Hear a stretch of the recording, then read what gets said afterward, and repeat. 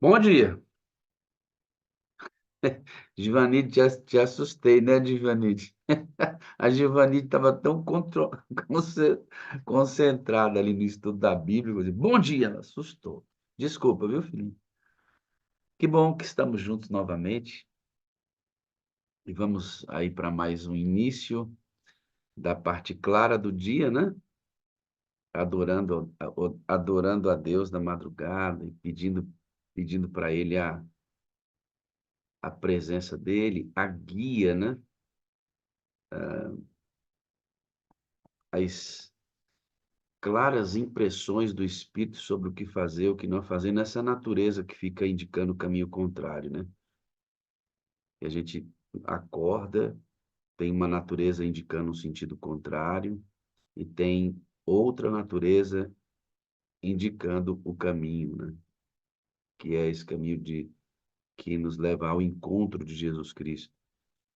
E todo dia é essa luta, né? De não atender essa natureza que indica um caminho contrário à vontade de Deus e atender aos reclamos dessa natureza que indica uma proximidade de Cristo, né? Na Bíblia tem um texto, e você conhece bem, diz que nós somos cartas escritas pelo Espírito Santo. Coisa linda, né? Ele que escreve a nossa história ao lado de Jesus Cristo. E não saber isso é definitivo na caminhada, sabe? Def- Já é difícil sabendo que é o Espírito de Deus quem escreve nossa história.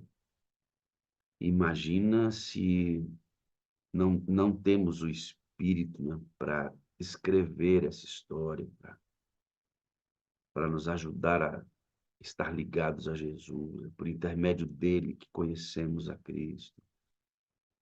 É por intermédio dele que permanecemos em Jesus. É por intermédio dele que a imagem de Cristo é produzida em nós, né? É por meio dele que Cristo é glorificado.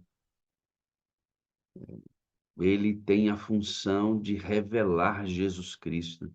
Então, todo o trabalho do Espírito Santo é para centralizar a pessoa de Jesus, para fazer com que a pessoa de Jesus seja interessante para nós, para fazer com que a pessoa de Jesus seja real, né? Nós discutimos tanto aqui essa semana com a Talita e hoje nós vamos ter aqui uma conversa aberta só dentro daquilo que ela disse, para esmiuçar um pouco mais esse assunto tão importante. E eu mostrei aqui um texto que Ellen White diz que os pais deveriam, já na tenra idade, os filhos bem novinhos, ensiná-los a buscar o batismo diário do Espírito Santo. Eu tenho a impressão que muitos pais que aqui estão, que educaram seus filhos, nunca leram esse texto no Espírito de Profecia.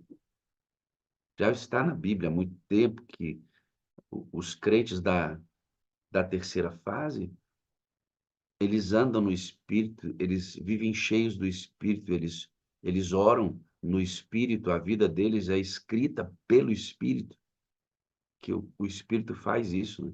Ele foi comissionado, enviado pelo próprio Jesus para fazer isso. Já estava tudo na Bíblia, sempre esteve, né? Sempre esteve.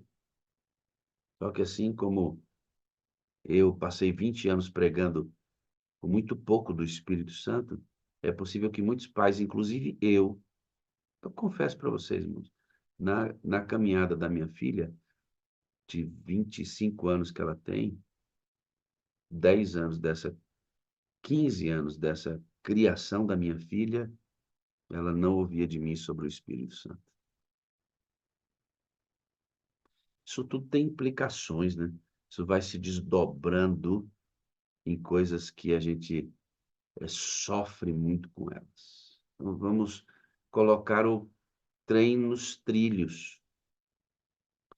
Os trilhos pelos quais nós caminhamos hoje é a pessoa de Jesus Cristo. Ele sempre foi o centro, sempre e sempre será, né? sempre será. Os vagões do trem, aí sim, é essa intimidade com o Espírito Santo. Por Cristo é o trilho. O Espírito Santo é a máquina, o trem, onde a gente coloca a nossa carga lá. E Deus, o Pai, é o maquinista. É o maquinista. Deus é quem controla o trem. Deus é o supremo Pai e gestor de todas as coisas, né? Então, olha, Deus é o maquinista, ele é o abençoador de todo o processo. Jesus, o trilho, e o Espírito Santo é o trem onde nós literalmente realizamos nossa viagem. Nossos filhos precisam saber disso. O Ministério da Criança e nossa igreja precisa saber disso. Os professores do Ministério da Criança precisam fundamentar seu estudo nisso, seus ensinos nisso, e inculcar na cabeça das nossas crianças. Entende, não? Vamos continuar a nossa discussão sobre esse tema hoje, não antes, não antes de buscarmos a presença de Deus através do louvor. E nós vamos fazer isso agora. Se você pode cantar aí, ó, canta. Se você não pode, mentalmente o Senhor ouve como se você estivesse gritando, sabia? Vamos louvar a Deus. Seguindo o fluxo, nós vamos fazer uma oração por nós, amém? Santo Deus e Pai, nos colocamos em tuas mãos para que nós desenvolvamos aqui um conteúdo que seja útil, que fique aqui à disposição para as pessoas estudarem, ouvirem e conduzirem os filhos desde a própria casa, na igreja e através deles mesmos, conduzimos nossos filhos a uma experiência profunda em Cristo Jesus. Profunda. Guia-nos, Espírito Santo, em cada palavra, desejo aqui de expressar a pessoa de Jesus e que esse tema, mais uma vez, fale fortemente ao nosso coração. É no precioso nome dele que pedimos. Amém, amém e amém. Thalita, o que levou você a estudar esse tema lá e quando foi que você desenvolveu esse conteúdo que se apresentou para a gente, resumidamente, nesses 3 dias? Que me levou providência divina. Eu estava estudando um tema completamente diferente, estava a ponto de desistir, quando, por acaso, eu peguei o livro Teologia da Educação Cristã, porque eu trabalhava como coordenadora pedagógica na associação. Meu mestrado seria em cima do trabalho que eu fazia, formação de professores em serviço.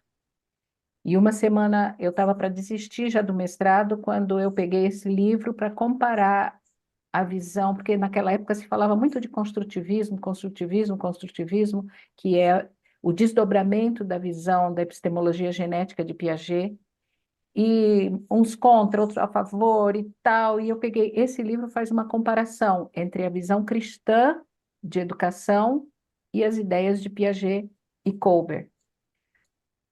E quando eu estava para desistir de fazer o mestrado, um professor da Unesp falou: Thalita, chegou um professor novo na Unesp, você não queria conhecê-lo e tal.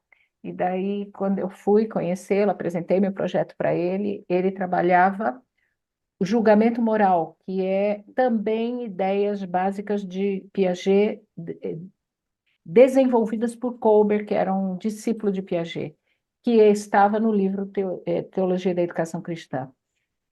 E quando eu apresentei meu projeto sobre formação de professores em serviço, ele falou: olha, está muito bom, mas eu trabalho em outra área. Se você quiser trabalhar comigo em outra área. E daí ele perguntou: você já leu Kohlberg? Na semana anterior eu tinha lido Kohlberg pela primeira vez, nunca tinha nem ouvido falar desse homem, né? Aí quando eu falei que tinha lido Kohlberg na semana anterior, ele falou: olha, são pouquíssimas pessoas no Brasil que trabalham esse tema. Se você quiser trabalhar comigo, seria sobre o desenvolvimento moral. Então, quando nós começamos a estudar o desenvolvimento moral, que foi um dos primeiros livros que Piaget escreveu na década de 30, foi sobre o julgamento moral da criança, e depois Kohlberg aperfeiçoou na década de 50, É, Colbert fala sobre uma teoria que transcendia a teoria dele, que era a teoria do desenvolvimento da fé, dos estágios da fé. E, coincidentemente, o pastor José Maria Barbosa da Silva tinha me emprestado um livro que ele comprou em português, publicado pelos luteranos sobre os estágios da fé. Então, tudo foi um conjunto de coisas, né, para que favorecesse que numa universidade pública eu pudesse falar sobre estágios da fé, porque naquela ocasião havia um debate no estado de São Paulo sobre quem poderia dar aulas de ensino religioso. E foi essa a questão do problema da minha dissertação. Quem pode dar aula de ensino religioso? Deve ser alguém que tenha um estágio de fé desenvolvido e um estágio de desenvolvimento moral também mais alto do que de uma criança para poder ensinar.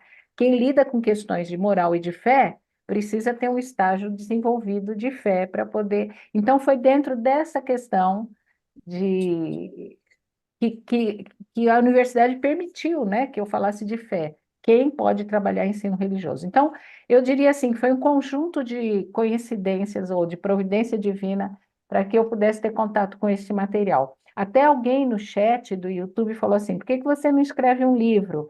E eu respondi, porque já existe um livro, Estágios da Fé, de Fowler, né? O que eu fiz foi estudar, é um texto árido, é uma leitura difícil. Eu fiz foi digerir, né, e colocar então as questões mais práticas de como trabalhar esse desenvolvimento psicológico. Por isso que eu sugeri que nós tivéssemos aqui pastor Esmeraldo, pastor Abidoral, e eu estou vendo o Marcelo Novaes, que de repente também, se quiser fazer alguma intervenção, porque é da área. Tem o fundo psicológico, né? Porque é uma maturação, é um desenvolvimento maturacional que vai fazendo com que as estruturas do cérebro vão compreendendo as questões de dimensão espiritual, que tem um grau de abstração, né, total, e que a gente tem que fazer esse leve trás do abstrato para o prático, para o concreto, a gente tem que estar trabalhando o tempo todo. E uma coisa que eu gostaria de destacar é que, neste período que eu estava fazendo mestrado, foi o período que mais eu li os escritos de Ellen White, porque eu sabia que eu ia estar num meio de produção de ciência em que eu poderia me encantar com cisternas rotas. É muito fácil a gente se encantar com teorias novas que a gente tem contato sem passar pelo crivo da nossa cosmovisão bíblico-cristã. E eu lembro que uma das coisas que eu fiz foi ver se havia base nos escritos de Ellen White para essa visão desenvolvimentalista.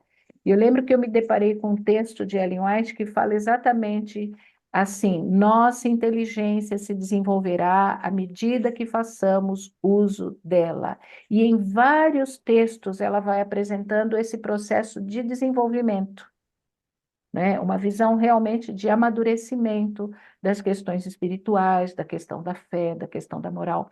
Sobre o desenvolvimento moral também ela fala. Então, foi o tempo que eu mais li, que eu mais estudei e que mais eu me debrucei sobre a filosofia adventista de educação.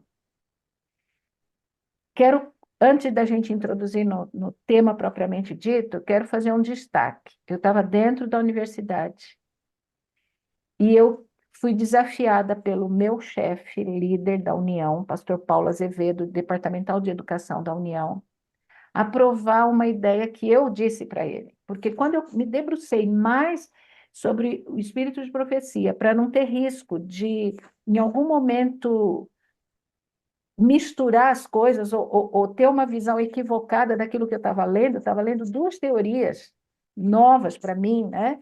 E uma sobre estágios da fé. Eu queria saber se aquilo que eu ia defender não entrava em choque com as minhas crenças. E eu lembro que eu falei para o meu, que ao me debruçar sobre o espírito de profecia, sobre os escritos de Ellen White, especificamente sobre educação, eu falei para o meu chefe assim: Ellen White vai além de uma filosofia da educação. Ela chega à especificidade de uma teoria educacional. Ela chega a dar detalhes que um filósofo não dá. Ela chega a construir uma teoria educacional com os ingredientes e os elementos de uma teoria. Ela vai além de uma filosofia. E ele falou: me prove isso. Aí eu pedi para um professor da Unesp de didática, ele não era meu professor, eu o conheci por intermédio de amigos, que me ajudasse a provar que Ellen White vai além de uma filosofia. Ela desce a uma teoria, a especificidade de uma teoria. Eu dei para ele o livro Filosofia da Educação Cristã para ele ler e falar. Eu falei, professor, leia e diga para mim se isso eu posso dizer que é uma teoria educacional. Eu lembro que depois de 15 dias ele me ligou e falou assim, Thalita, alguém na sua igreja não acredita nesse livro? Eu nunca vi nenhum escritor, e ele era professor de didática, conhecia todas as teorias educacionais, nenhum escritor tão completo quanto este. Você disse que foi escrito há cento e tantos anos atrás. Aí ele pegou o livro Fundamentos da Educação Cristã e falou assim: se alguém da sua igreja não acreditar, peça para rasgar e tentar escrever outro igual. Eu nunca vi nada igual. Ela consegue descer a especificidade do, por exemplo, ele foi dizendo assim, Macarenco, no início do século XX, falou sobre a dimensão prática da educação. Ela já tinha falado sobre isso. Fulano de tal falou sobre essa dimensão da educação, ela já tinha falado sobre isso. E ele foi dizendo assim, ele falou assim, eu nunca vi nada igual. Se alguém da sua igreja não acredita nisso, peça para rasgar e tentar escrever de novo, porque ela tem o que tem de mais completo na área educacional. Ela consegue atingir o que tem de melhor em todas as teorias educacionais. Então, quando o senhor fala assim, sobre como que eu cheguei a isso, né? Eu diria providência divina.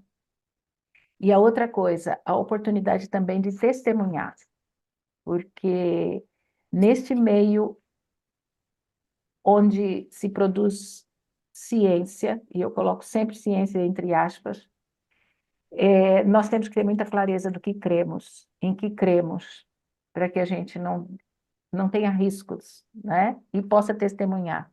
Depois eu mudei para Goiânia, esse professor me ligou quando eu estava em Goiânia e falou assim, Thalita, teria possibilidade da minha esposa dar aula na escola adventista?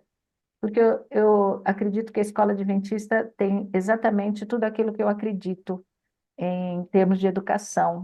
Eu estava morando em Goiânia, ele morava em São José do Rio Preto, eu falei, olha, eu já não moro mais aí e tal, mas eu posso ver. E eu lembro que ele falou assim, porque aquilo que vocês acreditam é também aquilo que eu acredito em educação, depois dele ter tido contato com esse livro. Então, é, providência divina, pastor, providência Sabe, divina. bom dia, pastor Esmeraldo. Que bom que o senhor conseguiu ajustar. Será muito importante tê-lo aqui conosco. Bom dia. Bom dia, bom dia. Não podia perder por nada isso. Privilégio, né, meu pastor? É um privilégio. Por que que eu perguntei para você, Thalita, sobre como foi que surgiu? Porque durante os 3 dias, você cita muito a fonte desse escritor como referência do seu trabalho, e conhecendo o nosso ambiente, pode ser que alguém pudesse dizer, mas esse autor, né? Né? Então, essa sua resposta dizendo que Ellen White antecipa o que ele escreve, é muito importante para nós no resto de como utilizamos, inclusive, Ellen White em nossa experiência religiosa. Ah, o seu trabalho, na verdade, atesta a inspiração dos textos de Ellen White. A antecipação, né, de uma menina que mal foi à escola, como é que ela consegue antecipar o que os doutores diriam depois de sistematizar e escavar profundamente ideias para chegar à mesma conclusão que ela, né? Isso é só de Deus mesmo, isso não tem E em outro tem, lugar. e como eu fui trabalhar, eu fiz a pesquisa com 20 professores de ensino religioso da rede adventista. Como era sobre quem trabalha questões de moral e fé, qual o perfil, né? E apliquei os dois instrumentos desenvolvimento moral e desenvolvimento da fé, em 20 professores de ensino religioso de uma rede de ensino confessional. No primeiro capítulo, depois da introdução, eu justifico por que que eu escolhi a rede adventista. E eu conto a história da rede adventista, eu conto o nascimento da igreja adventista, que não nasce de dissidentes, que não nasce de um profeta, que não nasce da pesquisa bíblica. Então, nossa igreja nasce da pesquisa. E o sistema educacional adventista deveria e deve, né, manter essa tradição. A nossa igreja tem uma origem, então eu justifico na dissertação por que que eu trabalho com a rede adventista e que esta igreja tem uma tradição de pesquisa que sustenta um sistema educacional. Então, é toda uma construção que foi feita, por que que eu uso? E aí eu mostro na dissertação que as ideias de Fowler, que as ideias de Kohlberg não entram em choque com a visão adventista de educação, justificando, citando Ellen White, citando as bases da educação adventista em Ellen White. Então, foi um trabalho assim de que fez com que aquilo que eu contei numa das salas anteriores, né, que fez com que uma doutora ateia falasse: o que que essa menina está fazendo? Está querendo evangelizar? E depois ela reconhece, né, quando eu coloco um trecho sobre as ideias ateístas sobre desenvolvimento moral, ela reconhece que, de fato, foi uma construção lógica e científica. Para você que está aqui adorando conosco, pega a ideia. Se eu estou desaparecendo para você, deixa eu. É. Ai, ai, papai do céu. Só um momento. Hoje você não colocou o fundo verde aí, hein? Isso aqui são. O fundo verde está lá, rapaz. O fundo cinza, o meu fundo é cinza. Eu quero colocar o fundo bem top. Vamos ver se a gente consegue aparecer bonitinho. Questão de conexão ali. É, hum, deixa eu ver uma coisa aqui. Pronto, deixa eu. Aí. Mudei aqui a câmera, pastor. Saí da webcam e vim para a câmera do computador. Nesse desenvolvimento, deixa eu falar aqui para você, adventista do sétimo dia, se você não tem apreciado os escritos de Ellen White, faça isso. Lido corretamente, respeitando as regras de interpretação desses mesmos escritos, assim como a gente faz com a Bíblia, eles são absolutamente úteis e o adventista que não busca dessa fonte, que não mergulha nessa fonte, realmente perde muito. Para você que é adventista, que não é adventista, está conosco, Ellen White é por nós considerada uma profetisa levantada dentro do tempo escatológico, desse tempo dos últimos dias, para ajudar na condução do movimento adventista para cumprir seu propósito.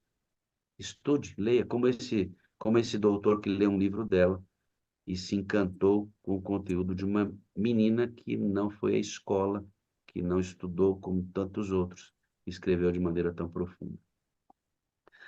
Tendo dito isto, eu passei para os meus colegas, que vamos trabalhar aqui, nós vamos passar por três, o conteúdo é vasto, mas vamos passar por três assuntos básicos.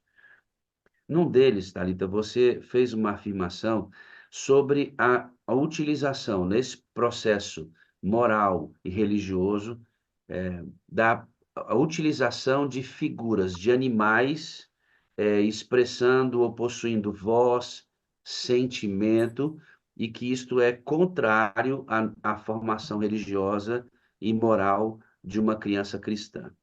E eu queria esmiuçar um pouquinho mais isso. Pastor Abdoral e pastor Esmeraldo ficam à vontade para interromper e sugerir e adicionar alguma coisa mais nesse aspecto. Vamos trabalhar um pouco isso. Como é que é isso aí? Na verdade, atrapalha. Atrapalha. Quando eu reforço uma característica natural da fase de 3, 4, 5 anos. Essa fase eu disse que a criança é altamente egocêntrica, mas ela tem 4 características dentro desse pacote do egocentrismo, que é o pensamento animista. O que é o pensamento animista? Atribui características psicológicas, de sentimentos, a coisas físicas, né? Então, ela atribui a objetos, e eu falei do bichinho de pelúcia, ela atribui características humanas, né? É natural. Quando eu procuro esse pensamento animista de dar vida a coisas que não são seres vivos,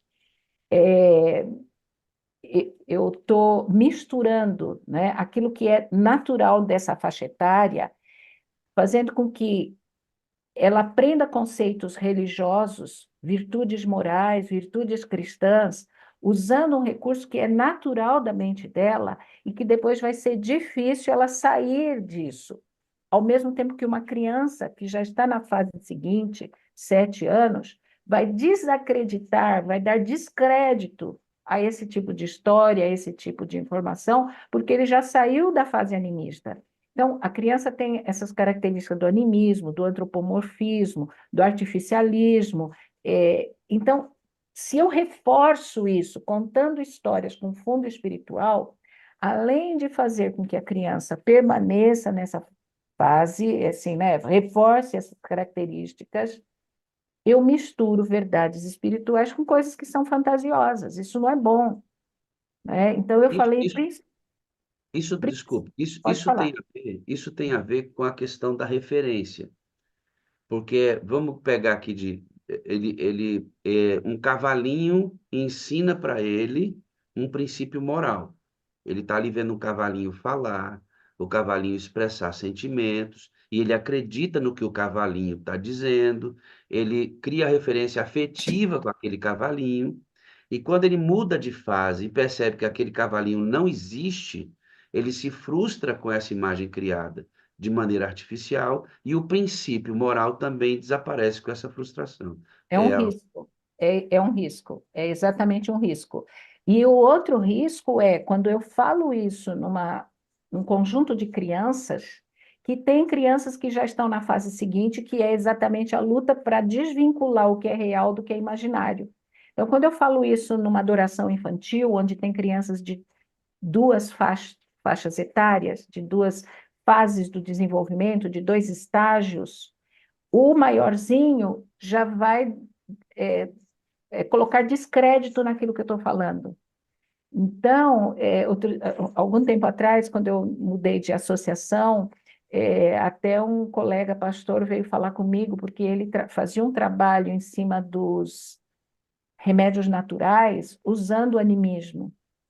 E ele veio me perguntar por que que eu não recomendava. E eu sentei com ele, expliquei. Então, a gente tem que evitar de toda forma. É lógico que eu posso usar símbolos. Uma coisa é símbolo, outra coisa é reforçar o animismo. Eu não sei se o pastor Abitoral, o pastor Esmeraldo, conseguem dar um pouco mais de clareza para isso, mas vamos dar um exemplo. Eu pego um lápis e digo assim: olha, esse daqui é um discípulo de Jesus, esse daqui é Jesus. Isso daqui é símbolo. Eu pego uma concha, uma colher e falo: olha, aqui é um discípulo, isso é símbolo. Eu não digo assim, a caneta falou para mim. Isso já não é mais símbolo, isso é animismo. Então, trabalhar com símbolos é uma coisa. Agora, dar vida ao que não tem vida é animismo. Então, eu estou reforçando um processo natural daquela fase, que para ela, de fato, né, existe animação naquilo que não tem vida, e que os princípios espirituais e as virtudes morais, que são abstratas para a criança, precisam ser ensinadas com situações concretas, dando exemplos concretos, mas não reforçando essas coisas que não são verdade, né? Ou Não sei se eu seja, fui clara. qualquer figura não pode aparecer falando. Qualquer figura não pode aparecer tendo personalidade, expressando sentimentos. De coisas que, exatamente, mas vamos dizer assim, figuras de coisas que naturalmente não têm capacidade de falar, de expressar Isso. sentimento. Uma Nesse caneta, um cavalo, uma sentido, nuvem, um bichinho de pelúcia, nada disso pode ter vida. Eles podem ser usados como figuras, mas não que tenham para personalidade. criança, tudo isso tem vida, é natural. O que a gente deve evitar ao máximo é ensinar lições espirituais, virtudes morais, se valendo desses recursos. É nesse sentido. Então, uma Interessante. coisa. Assim, duas coisas me chamam bastante a atenção. Uma delas na fala da doutora Talita, né? Que é no desenvolvimento do estágio da fé, você chegar, a criança, né, chegar num ponto em que ela vai dizer assim, bom, quando ela descobre, né, bom, o animal falou não é verdadeiro. Então, aquilo que tentaram ensinar também não é. Acho que esse é, na minha visão, assim, teve um peso tremendo, porque vai chegar um momento em que vão colocar de que a fé ou os fundamentos da fé que ele tem são balelas, não tem valor nenhum, né? E aí ele começa a comparar, bom, o que usaram para me ensinar não é verdade, então isso também não é verdade. Eu queria aproveitar, não sei se vai, mas enquanto a doutora Thalita falava aí, eu me lembrava dos desenhos. Na verdade, isso que a doutora Thalita fala quebra um ciclo de facilidade de instrumento para a educação, que talvez é o que nós mais usemos como pais adventistas. Como é fácil colocar um desenho, e eu me lembro aqui, eu tenho crianças aqui, por exemplo, sobre o Natal, né? O burrinho sempre fala, aquele burrinho, né? Que levou Jesus na entrada triunfal, né? E agora, né? E agora? Alguns devem estar pensando assim, puxa, aí toda a minha coleção de educação que eu Por usava outro para lado, por outro lado, tem uma mula que fala na Bíblia, e a gente tem que aproveitar para mostrar a intervenção divina, né?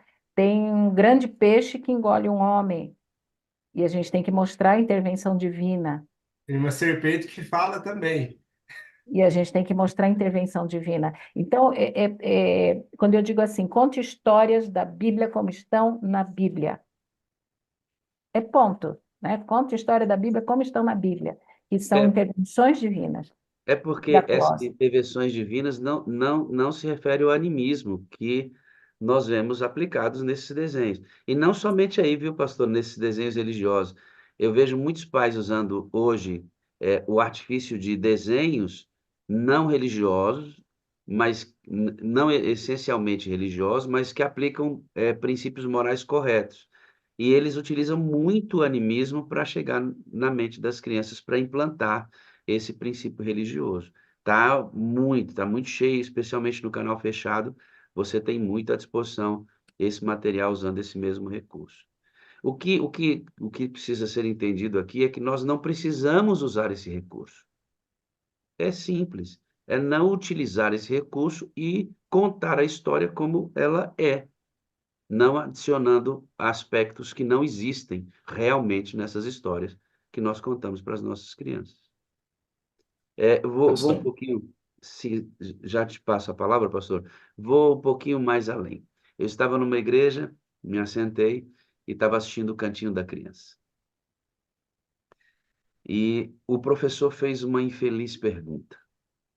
Ele disse: Fale para mim quem é o seu super-herói.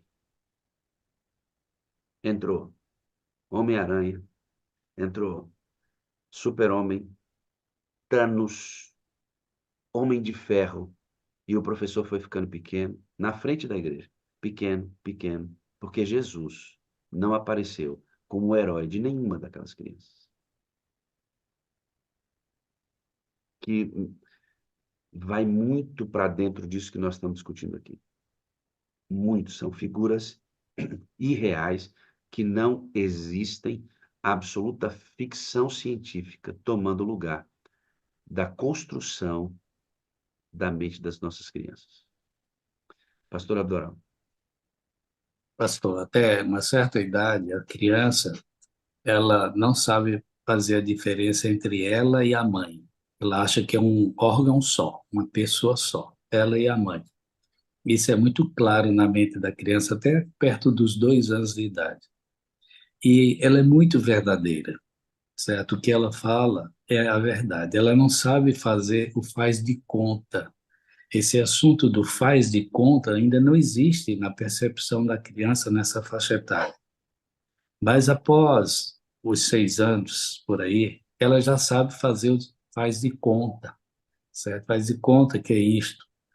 E se a gente não firma isso que a doutora Thalita está falando, se a gente não firma na mente da criança as verdades concretas, mais tarde ela mistura o faz de conta com o irreal, o real, e a gente precisa fazer essa linha bem divisória. Olha, isso aqui, o animal não fala. E essa palavra animismo que vocês falaram várias vezes aqui, eu estou repetindo, é uma religião muito forte na África e alguns países da Ásia, até hoje. É uma maneira primitiva da religiosidade. Ela diz, e até hoje é praticada, o animismo na África, e o Umbundo, aquela região toda, onde diz que cada ser vivo tem uma alma dentro dela. E a gente precisa referenciar isso. Por exemplo, uma árvore, ela é viva, então ela tem uma alma ali dentro, que a gente tem que respeitar. Eu sei que tem algumas mulheres que têm planta e conversam com as plantas, certo? A gente acha até um pouquinho esquisito, certo? Eu conheço várias irmãzinhas queridinhas que conversam com plantas, diz, olha, meu bem, eu vim aqui hoje falar com você. É, para uma criança, isso na cabeça dela dá um nó. E o que é que nós estamos combatendo nesta manhã? É exatamente o animismo, que a gente não deve entrar por esta linha, porque faz uma confusão na cabeça da criança. A gente tem que trabalhar o que a Bíblia fala, ensina no caminho que a Bíblia manda, porque Jesus quer que a gente seja real, certo? Nada de planta falar, nada de uma cadeira falar, essas coisas não. Vamos falar o concreto. E isso fica bem firme na cabeça da criança que ainda não sabe fazer o real e o faz de conta. Então a gente tem que definir para elas. Lembra que toda essa discussão está num quadro em que estamos discutindo o crescimento moral, o amadurecimento moral e espiritual das nossas crianças ao ponto de serem maduros com profunda experiência com Deus. E esses detalhes são bastante importantes.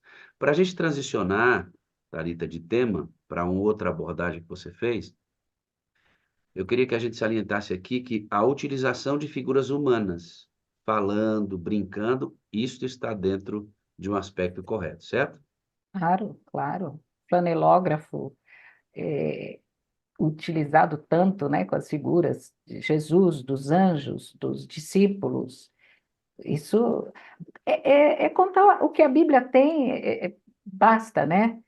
Mas usar figuras não é problema nenhum. Figuras reais. Até eu posso usar figura de animais, mas eles não podem falar, né? Nós Então, tivemos, nós tivemos um concílio, Thalita, em que foi um rapaz e ele faz aquele trabalho de ventrículo. De ventríloco, ele tem um bonequinho, ele dá vida para aquele bonequinho e através daquele bonequinho ele transmite a verdade bíblica. Foi impressionante o alcance dele com as crianças, como ele deu vida para a palavra de Deus através de uma figura humana, que aqui existe, que fala, que comunica, né? Nisso não tem problema nenhum. E é muito bem utilizado, pode ser um recurso extraordinário.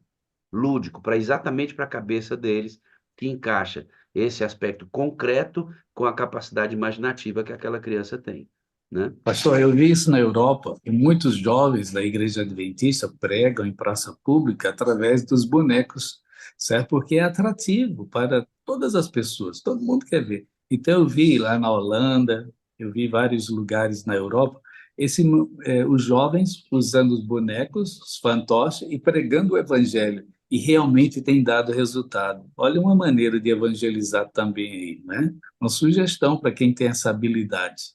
Eu fiquei, eu fiquei parado na habilidade que ele tinha, e como aquilo era delicioso, Prende atenção. que prende a atenção e é um recurso extraordinário. Pastor, eu estou sentindo vontade de falar um negócio, vou falar rapidinho, tá? Bem Uhum. rápido. Linkando com o tema que eu falei em março do ano passado, sobre o uso das telas. Há estudos recentes no hospital em Seattle, o diretor de pediatria mostra o papel dos desenhos animados, dos filmes, na mente das crianças. E aí eu quero voltar a enfatizar o seguinte: não é o conteúdo, pode ser desenho evangélico, com fundo moral, com fundo religioso. A junção de imagens, o time das imagens, a sequência de imagens de um desenho, de um filme, ainda que seja de fundo moral. Para criança antes dos 3 anos, desenvolve transtorno de déficit de atenção e hiperatividade. Então, às vezes, os pais falam assim: ah, mas é um desenho é um desenho religioso, é um filme religioso. E a criança gosta e ela fica vidrada, vendo várias vezes, para cada 1 hora assistindo desenhos ou filmes infantis, que pode ter fundo moral e religioso. Para cada 1 hora, 10% de chance de desenvolver déficit de atenção. 2 horas, 20%. 3 horas, 30%. Então, não é porque é religioso que é sancionado, porque de 0 a 3 anos, exposição a telas, nesse time de imagens. E aí, por que eu estou falando isso agora? Quando você para ver um ventrílogo, para ver um fantoche, as cenas são no tempo da vida real. Você está olhando e aquilo está se desenvolvendo no tempo natural. Agora, para você fazer uma sucessão de imagens para um filme, para um desenho, prender a atenção da criança, mexe com estruturas do cérebro que predispõem ao déficit de atenção. Então, só estou abrindo esse parênteses porque quanto mais eu me valer de mundo real, tempo real, contato com imagens da natureza. A natureza não é assim. Você não vê a natureza, né? Você vê, contemplar a natureza. Então, contato com o real, sempre, em todos os sentidos, não apenas usando figuras reais, mas também se valendo, na medida do possível, de sentar com seu filho e ler um livro e não colocar um desenho, nem que seja de temas bíblicos, tá, pastor? De 0 a 3 anos, nada. É um apelo que eu faço. Eu estava numa igreja, cito igreja que meu ambiente, né? Meu ambiente, nosso ambiente é esse. E eu fui fazer a dedicação de uma criança. Pastor Abdoró e pastor Esmeralda. Essa criança não parava de chorar. 2 anos de idade, não parava de chorar. E eu tentando fazer a dedicação daquela mesma criança. O recurso para ela parar de chorar foi a mãe entregar um celular para ela e colocar um desenhozinho para ver. Na hora que ela abriu, que viu o desenho, ela não participou comigo dentro da capacidade dela da apresentação, porque ela estava vidrada naquele desenhozinho. É isso que você está dizendo. Vai absorver a mente dela, só vai funcionar a partir daquela velocidade, daquela intensidade, daquelas cores, ao ponto do mundo real perder o sentido. E para os adultos também, porque você hoje é meio que um monte de gente que não se vê mais, a gente não se olha mais, a gente não tem percepção do mundo real de tão ligado à máquina, ao celular, condicionado a essas coisas, né? Importante discussão essa. Pastor, a Sim. Hollywood está doutrinando mais do que todas as igrejas evangélicas juntas. Hollywood está doutrinando, fazendo a cabeça dos nossos filhos, e a gente parece que não está percebido disso. Estão usando alegorias e fantasias que não existem, não são reais, mas estão formando. Eu estou encontrando no consultório muitos desses problemas. Sabe por quê? Porque os jovens e adolescentes estão no mundo das fantasias, não estão no mundo real, certo? E Você sabe que esse é um dos sinais dos últimos dias, conforme está em 2 Timóteo capítulo 3, nos últimos dias os filhos seriam implacáveis, desobedientes aos pais, atrevidos. Eu tenho visto no consultório adolescentes dizendo assim: você tem que me engolir, você tem que me aceitar como eu sou, porque eu sou especial. E diz mais: eu não pedi para nascer, então vocês vão ter que me aceitar como eu sou. E se você não aceitar, eu vou denunciar de você. Eu vou dar parte de você e vou dizer que você me estrupou, vou dizer que você me assediou e a polícia vai aceitar, porque ela vai ter que acreditar em mim. Olha que coisa, aonde nós estamos chegando, certo? E outra coisa, esses filmes e esses seriados e também esses links aí que a gente vê no Netflix está levando os jovens a delírios e alucinações. Qual a diferença entre delírio e alucinação?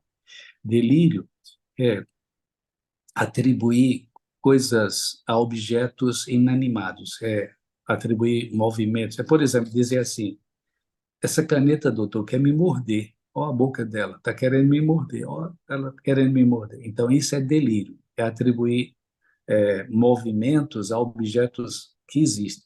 Agora, alucinação, o objeto não existe, mas a pessoa enxerga. Aí, escuta sons que não existem, escuta vozes que não existem.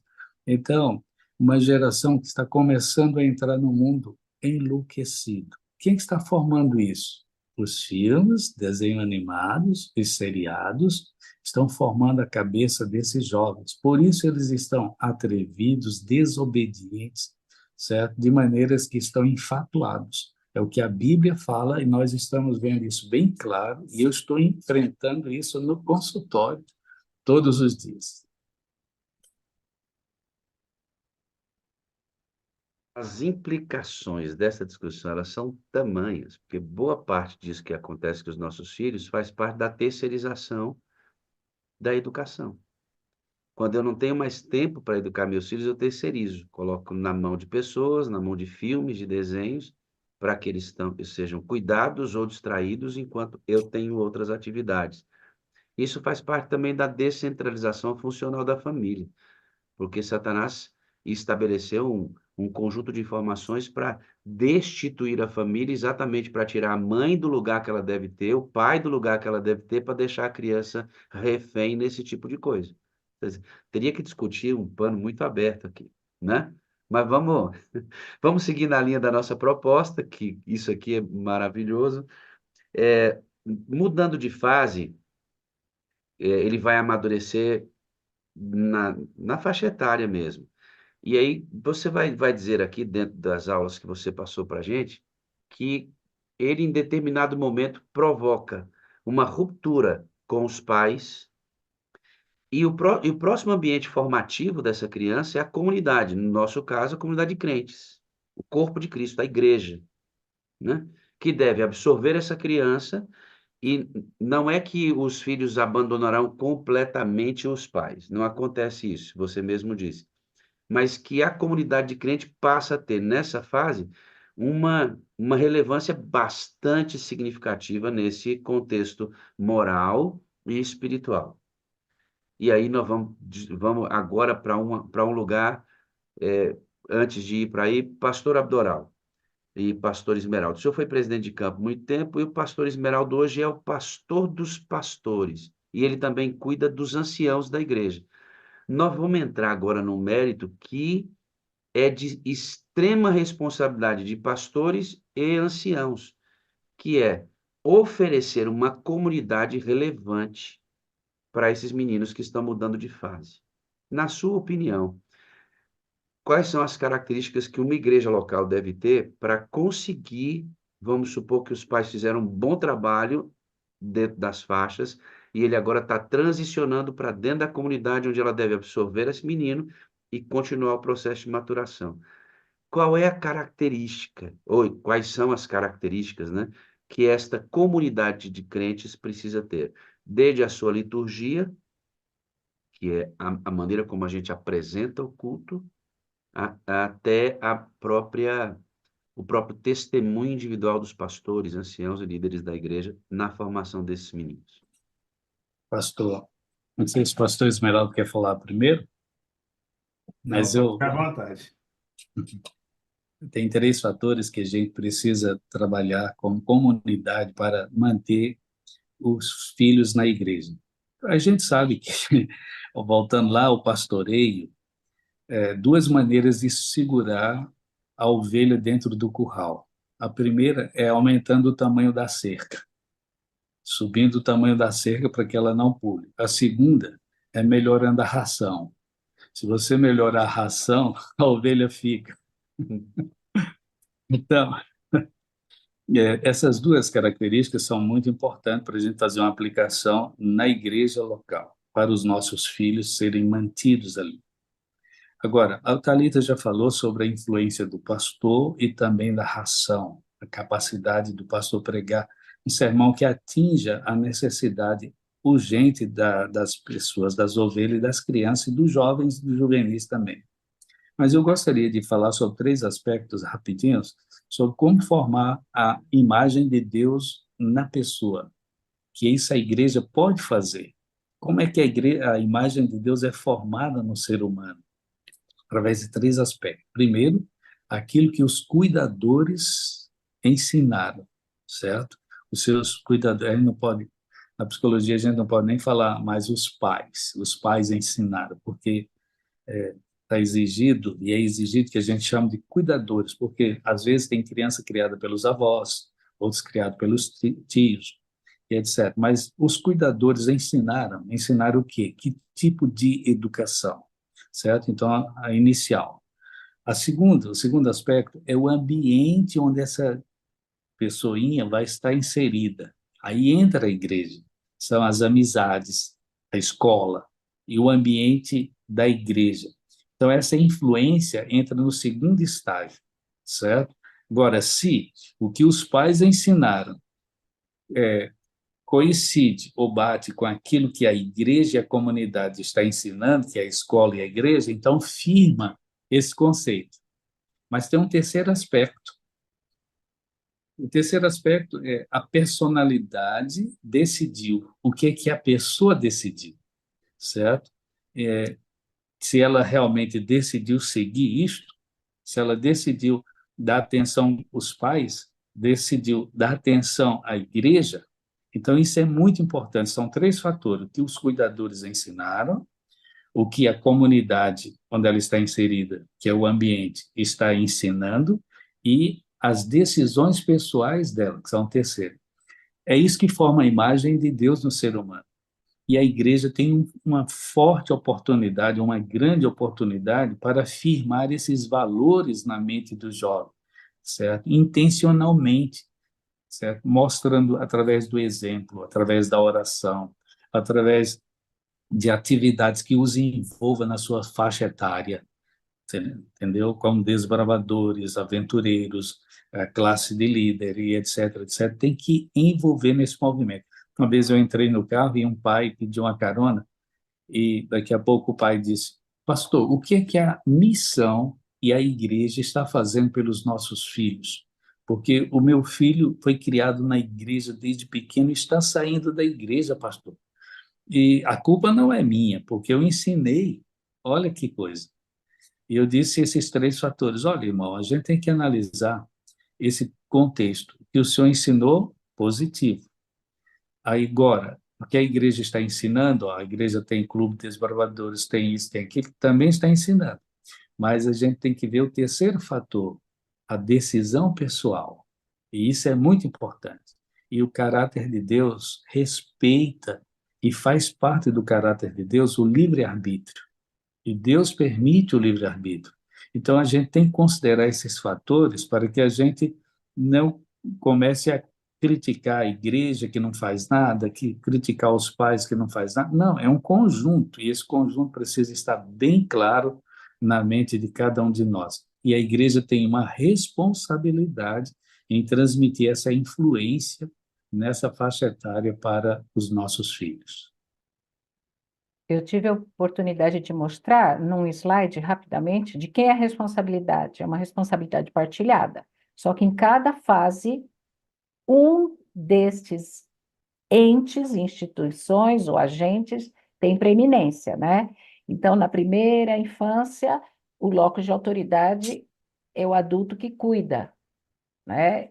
E a gente pode falar abertamente pai, porque a gente está num ambiente que não é da psicologia necessariamente, porque Ellen White é clara em colocar a responsabilidade sobre a mãe e sobre o pai, né? Então, do ponto de vista da nossa visão, é pai e mãe a responsabilidade. Mas é óbvio que, de acordo com a circunstância, é uma avó que teve que ficar cuidando, mas eu digo assim, originalmente, do ponto de vista do princípio, pai e mãe têm a responsabilidade e é o locus de autoridade. Depois, os adultos instituídos socialmente de autoridade com quem eles vão ter contato, professores, é a segunda agência, as escolas, que Deus inspirou essa igreja a ter um sistema educacional de apoio às famílias, é aquilo que o pastor Abdural falou claramente, quando os valores da família são compatíveis com o valor desse novo ente que entra na vida da criança, que é o sistema educacional. E terceiro, quando enfraquece o locus de autoridade da família, enfraquece naturalmente, porque questionar a autoridade é uma das características desse banho hormonal que está aparecendo agora na corrente sanguínea na adolescência, pré-adolescência e adolescência. Então, cresce a comunidade de fé, como bem colocou o pastor Wagner, né? Cresce o valor da igreja. E o que eu sugeriria? Primeiro, Ellen White tem um texto que afirma o seguinte: todos que trabalham com mentes em desenvolvimento deveriam conhecer um pouco do funcionamento do cérebro. Então, se eu tenho líderes que foram nomeados pela igreja para trabalharem com desbravadores, com classes de juvenis, adolescentes, o treinamento deveria trabalhar o que está se passando nessa mente, porque eu vou lidar com mentes e informação e não conheço nada do funcionamento da mente. Então, a gente deve capacitar os líderes para que conheçam o que está acontecendo na mente desse adolescente. Porque, como eu falei desde o início, quando a gente fala de desenvolvimento da fé, é um desenvolvimento maturacional como que se dá a partir do desenvolvimento da mente, do desenvolvimento psicológico. Então, se o líder que lida com essa criança não conhece, com esse adolescente, com esse juvenil, e aí a gente está falando mesmo da fase de 11 a 16, 11, ele precisa conhecer um pouco aquilo que Ellen White fala com clareza. Nós temos que conhecer o funcionamento do cérebro. E hoje nós temos muita informação. A neurociência está desenvolvida. Então, dizer para um líder, olha, o pensamento desse adolescente é um pensamento hipotético. A coerência entre o que eu falo e o que eu faço é determinante. Então, na formação de líderes e de pessoas que lidam com essa faixa etária, a gente tinha que, de fato, não falar de ferramentas, façam isso, façam aquilo, sem dar a informação do que tem por trás. Isso, para mim, é uma coisa fundamental. Segunda coisa que eu acho fundamental, abrir espaço para que eles expressem as dúvidas, para que eles expressem o que estão sentindo, o que estão passando. Por quê? Porque quando eu dou atividade, mas eu não dou espaço para nutri-lo de acordo com a necessidade real que ele tem, e não é aquilo que ele deseja, é aquilo que ele necessita, né? A gente vai para aquilo que o pastor Wagner sempre fala, é um ativismo desenfreado. Então, a gente põe coisa para eles fazerem, hiperestimula, e os nossos eventos têm um grau de hiperestimulação sem reflexão. Se tudo que está em volta dessa faixa etária os leva a uma hiperestimulação, qual o espaço que eu estou dando para eles refletirem? Se a própria escola sabatina, que deveria ser um espaço para reflexão, está sendo um espaço para hiperestimulação. Informação, mas informação assim, não com espaço para reflexão, com espaço para eles falarem. Eu lembro no meu tempo de adolescente que a minha igreja tinha clube bíblico sábado à noite. Nós sentávamos em volta no chão, numa sala, e ali a gente punha as nossas dúvidas, as nossas ansiedades, e tinha um líder, ou um ancião, ou o próprio pastor, que ela nos, sabe, ouvindo, alimentando, nutrindo. Então, eu sinto que nós precisamos abrir espaços para que eles falem e que tenham respostas coerentes, respostas sólidas, aquilo que eu digo do assim diz o Senhor. Então, o pastor Wagner fez uma pergunta, né? Como que essa comunidade tem que se preparar para receber essa nova fase. E a doutora Galinda, que foi nomeada agora líder do Ministério da Mulher, não sei quantos lembram, que nos slides escuros que eu passei na segunda-feira, eu passei rápido, né? A doutora Galinda era líder dos arquivos da Conferência Geral, do setor de pesquisas e arquivos da Conferência Geral. Ela foi nomeada agora líder do Ministério da Mulher. Ela escreveu um capítulo de um livro onde ela fala exatamente sobre essa questão. Será que a igreja está conseguindo amadurecer junto com eles? Porque tem muita coisa boa para as crianças, né? Mas quando ele chega na fase da dúvida, quando ele chega na fase, será que nós estamos conseguindo nutri-lo para esse novo momento da mente dele? É essa a pergunta que ela faz. Será que a igreja está conseguindo crescer com ele? Então, ao mesmo tempo que a gente tem clube de desbravador para essa faixa etária, né, que é de 10 a 15 anos, pelo menos, será que os professores da escola sabatina estão sendo preparados para atender essa forma de questionar que eles têm naturalmente? Então, como que essa comunidade de fé se prepara? Minha sugestão é que a gente crie um grupo de estudo na comunidade para dizer, escuta, como que a gente pode fazer para atender melhor essas novas gerações que estão chegando com esse grau de... com esse comportamento, vamos dizer, né? De questionamentos, de dúvidas, de impulsos, de... Então, estudar mesmo, a gente tem que começar a enfrentar isso, porque o adolescente de 5 anos atrás, de 10 anos atrás, não é o adolescente de hoje. Eu diria, em 10 anos, essa criança que cresceu com acesso livre à tecnologia e que chega hoje na adolescência, se é o mesmo professor da escola sabatina de 10 anos atrás, vai fazer um triste papel. Então, como que eu recebo essa criança hiperestimulada, esse adolescente hiperestimulado, e consigo fazê-lo... Quando eu falei sobre as telas, eu citei o Michel Desmouget, e o Michel Desmouget foi muito criticado porque ele só apresentou o problema, ele não apresentou a solução. Aí, ele escreveu um livro agora, que ele diz assim, olha, já que eu fui criticado porque eu falei que o QI das crianças abaixou, que as telas são culpadas, agora eu escrevi um livro sobre a solução. Não sei se vocês conseguem ver o livro. Opa! Qual é a solução? Faça-os ler. Espera aí. Faça-os ler é a solução para que eles readquiram a capacidade de refletir, de desenvolver hábitos devocionais. Faça-os ler. E o que que a gente está fazendo? A gente está fazendo o contrário. A gente hiperestimula, a gente faz jogo, a gente faz competição, a gente faz game, a gente faz não sei o quê, vamos gamificar a escola sabatina, vamos fazer quiz, vamos fazer...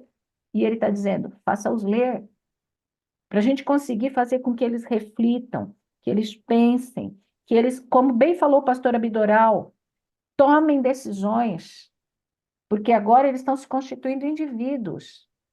Eles têm que adquirir suas próprias crenças e tomar as decisões que são fundamentais nessa transição da adolescência para a juventude. E ao invés da gente dar alimento sólido e, ao mesmo tempo, fazer com que eles reflitam, contemplem, se concentrem, a capacidade deles de concentração está diminuindo, diminuindo, diminuindo, eles não conseguem mais se concentrar. E daí, a gente percebe que a capacidade de concentração está diminuindo, então a gente usa ferramentas para hiperestimular, que eles já têm de sobra em volta deles. Então, eu diria que o grande desafio hoje para a nossa igreja é, primeiro, o preparo de quem trabalha com essa faixa etária. Segundo, não entrar no jogo de dar para eles aquilo que eles têm de sobra do lado de fora dessa comunidade, que é a hiperestimulação. É tentar dar espaço para a fala, para que eles tenham condição de... Porque ao falar, e os psicólogos vão me ajudar nisso, porque eu não sou psicóloga, eu sou educadora, mas isso é um instrumento da educação.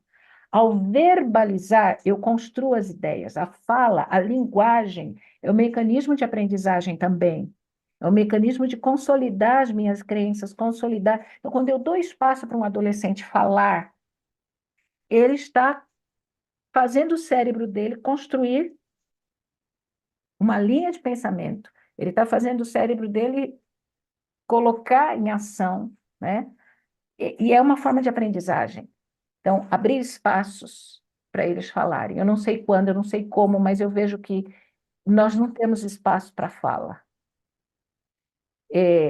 Eu louvo a Deus porque na minha adolescência eu tive espaço para fala, nos clubes bíblicos da vida, nas coinonias da vida, né? Mas hoje, qual é o espaço que nós temos para fala? De adolescentes e de adultos. Adultos têm a escola sabatina, tem aquele grupinho quarta-feira à noite para a gente fazer pedido de oração. Mas nós não temos espaço para testemunho, como temos na sala 57. Falei demais. Então, nós vamos, é porque nós temos um tempo, tem um testemunho daqui a pouco, e esse assunto vai fervendo, que ele desdobra, né, em muitas coisas. Mas, basicamente, a comunidade de crentes precisa ter líderes que entendam o mundo deles e que consigam aplicar na sua conversação de maneira que você atinja a mente deles nesse universo confuso que eles trazem lá de fora, do celular, da vida em casa. Então, o líder precisa ser preparado para entender esse mundo e esses meninos precisam ter tempo para expressar suas ideias e serem alimentados nesse mesmo momento, num retrocesso da própria ideia dele, porque ele vem com viés, como o pastor disse, sem autoridade, ele não reconhece mais determinados padrões bíblicos e que você tem que reverter esse quadro, levando-os a raciocinar. O que nós temos hoje como mídia, como internet, como televisão, é exatamente a ideia de não ter o senso crítico, ou seja, tudo entra pela velocidade da informação, eu não raciocino sobre isso, mas aceito tudo isso e sou transformado nesse conjunto de informações malucas que são recebidas numa velocidade absurda. A igreja tem que parar com esta velocidade absurda e levá-los a refletir. Ele tem que questionar, tem que perguntar, tem que ter espaço para isso. A gente pode usar recursos que estão sendo utilizados pela própria internet, pela televisão, só que esses recursos que a gente pode usar com certa similaridade precisam serem utilizados para provocar o retrocesso, não continuar uma hiperatividade ou um hiperconteúdo sem que ele reflita. E para mim, doutor, a gente tem que melhorar nesse aspecto. Nós usamos recursos e continuamos acelerando a mente deles, sem tirá-los desse ambiente. Nós temos que retroceder com isso, né? E aí, Pastor Wagner, um pesquisador francês, ele fez uma tese doutoral mostrando e comprovando que isso foi na França. Pela primeira vez, os filhos são mais burros e ignorantes É do esse que os daqui, pais. é esse Esse daqui. aqui, ó. fábrica de cretinos digitais. Exatamente. Então, mostrando que desde os tempos das cavernas até hoje, é a primeira vez que essa geração de filhos são mais ignorantes, menos criativos, menos responsáveis do que os pais. Pela primeira vez. E isso deve-se o quê?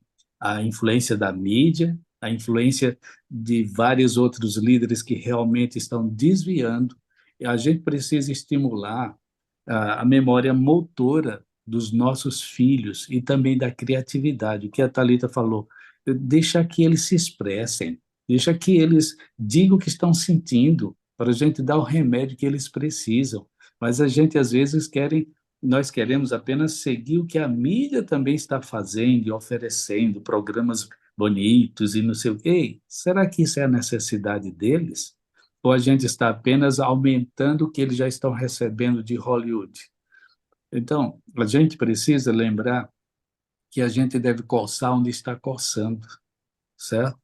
Em outras palavras, a gente deve dar aquilo que eles realmente precisam para o crescimento, para a criatividade, para o desenvolvimento intelectual e desenvolver a memória motora e a criatividade.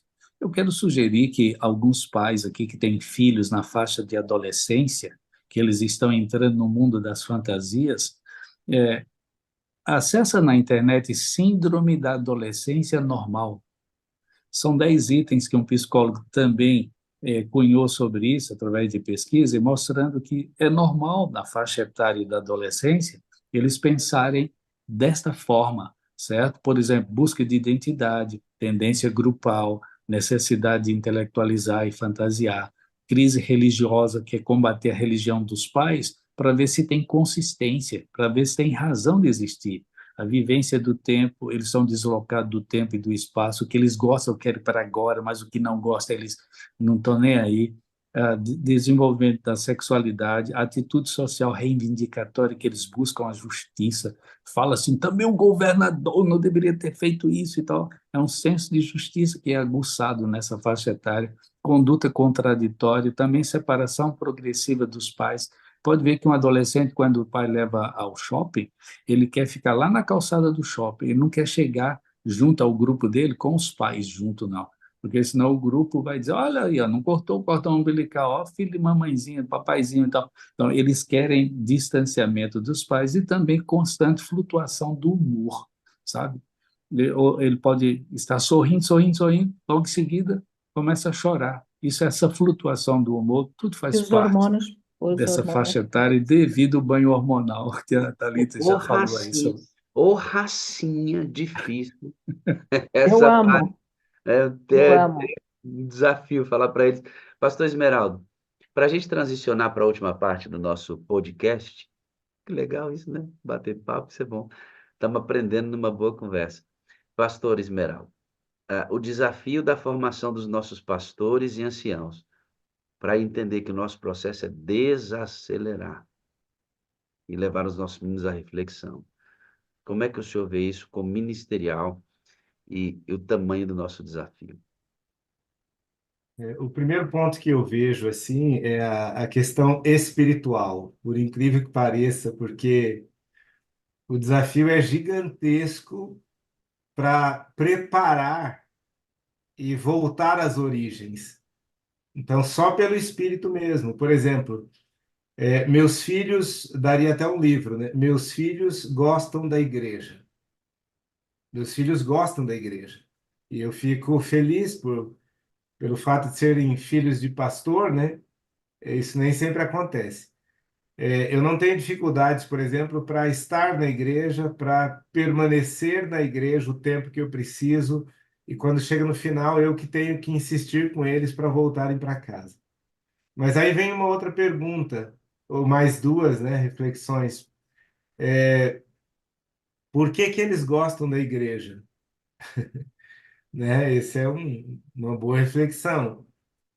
E a outra, por que que tantos que tanto gostavam saíram, gostavam tanto quanto os meus gostam? E a gente fica assim, o que que aconteceu? Esse gap que a doutora Thalita falou é uma... Segura nesse pontinho só para fazer uma observação, pastor. As pessoas talvez não conheçam, mas o senhor tem dois filhos, uma menina e um menino, em fases diferentes. E que essa Exato, fala vale muito, porque o senhor já tem uma adolescente que estaria na fase do desgosto da própria comunidade. Porque a menininha, por enquanto, pode estar sendo conduzida até que ela tenha o despertamento na mudança de faixa. Mas o senhor já tem um nessa mudança que gosta da igreja. Por isso que esse comentário é muito relevante. exatamente. Mas ao mesmo tempo tem tantos que tanto gostavam também e hoje estão fora, né? Essa hiperestimulação, ela é preocupante, porque os pais vêm e dizem assim: precisa fazer alguma coisa para os jovens, eles estão saindo da igreja, meu filho. Eles estão pensando em quê? Estão pensando em eventos, atividades, hiperestimulação. E aí nós vivemos uma crise de abstinência, né? Porque o JA desse sábado passado ele já não serve mais. Eu estou dizendo do sábado passado. Do próximo sábado já tem que superar isso. Agora pensa, né? Não é fácil. Uma outra coisa que eu tenho percebido também é que é, uma busca pela visualização. Então, os eventos eles são feitos pensando no número de visualizações que ele vai alcançar. E ele tem que ser hiperestimulado, ele tem que ser rápido, não sobra tempo. Além do que, hoje, muitos dos que cuidam da liturgia da igreja, especialmente quando os eventos são transmitidos, poucos sabem de liturgia e do propósito da liturgia. Eles sabem muito das visualizações, o que precisa ser feito para ter visualizações. E há uma competição entre igrejas, né, para ter mais visualizações, né? Então, eu vejo por que nós permanecemos na igreja. Agora, fazendo essa transição, os meus filhos gostam de igreja, muitos gostavam também e hoje não estão mais. Por que nós permanecemos na igreja? Porque era o alimento sólido. Era o alimento sólido. Eu me lembro, por exemplo, de um tio que nem estudo direito tinha, mas ele dava para a gente um capítulo por semana para nós decorarmos. E isso nos estimulava e tinha uma lembrancinha no final. Eu me lembro dos concursos bíblicos na igreja. Eu estudava, decorava até a vírgula para poder participar dos concursos. Hoje, quando a doutora Thalita diz ali que na Bíblia uma mula falou, é possível que muitos servem mesmo, sério, Onde é que porque, está escrito isso mesmo? né? Então, é um desafio realmente muito grande, né? Porque, veja, as escolas, né? Eu finalizo minha fala. Quais as escolas que hoje atraem tremendamente, por incrível que pareça? No momento de escolher o internato para o meu filho, nós escolhemos aquele que estava mais próximo das suas origens iniciais de internato. Ele ama o colégio. E eles dizem assim, é um regime medieval, mas eles amam, eles gostam. Então, de fato, precisamos ter a coragem, além do preparo, né, que é um desafio gigantesco, porque tem poucas pessoas preparadas para preparar. Eu me deleito ao ouvir aqui a doutora Thalita, né? Mas são poucas as pessoas preparadas para preparar. A maioria, eu vou entrar nisso no próximo bloco aqui, a maioria cai de paraquedas.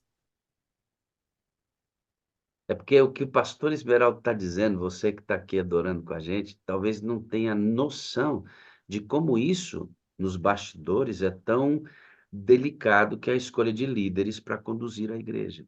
E que muitos caem de paraquedas para fazer aquilo que não estão preparados para fazer, porque aquele espaço precisa ser ocupado. E aí a gente vai nessa avalanche, produzindo uma coisa em sequência.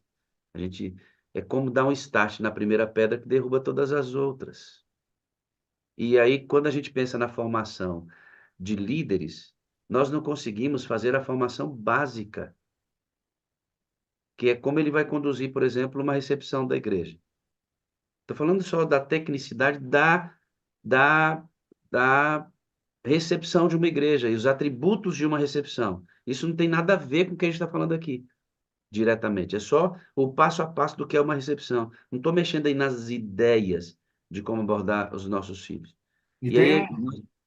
nós Desculpa. temos, nós temos dificuldade nessa base. Agora, imagina formar um líder que entenda a mente de um jovem, que consiga abordar, né? É realmente um desafio.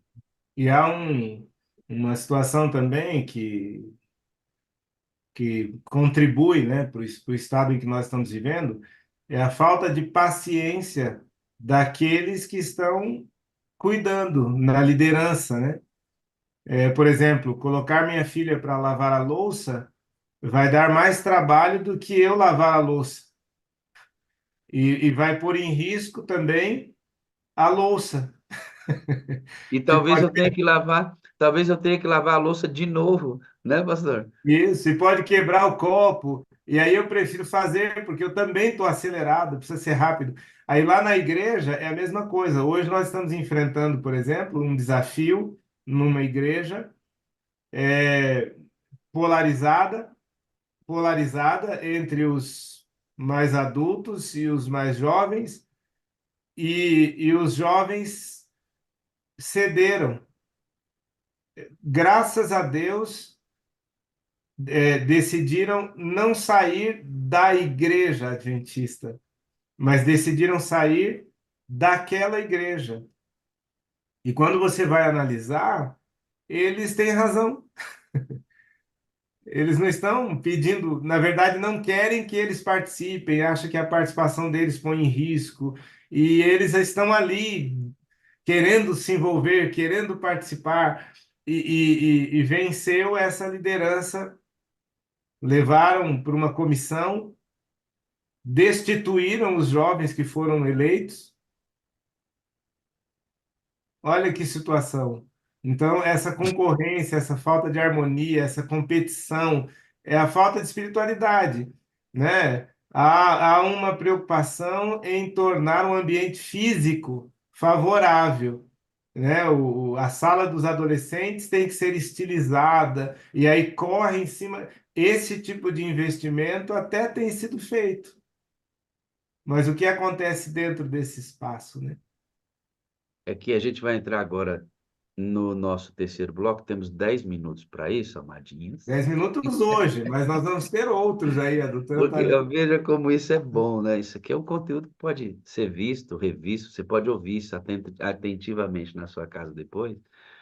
Mas transicionando para a gente fechar nosso conteúdo aqui, a gente vai para uma terceira fase da discussão, Thalita, em que a gente vai encontrar o líder como referência nessa formação do amadurecimento religioso, moral e espiritual desse jovem.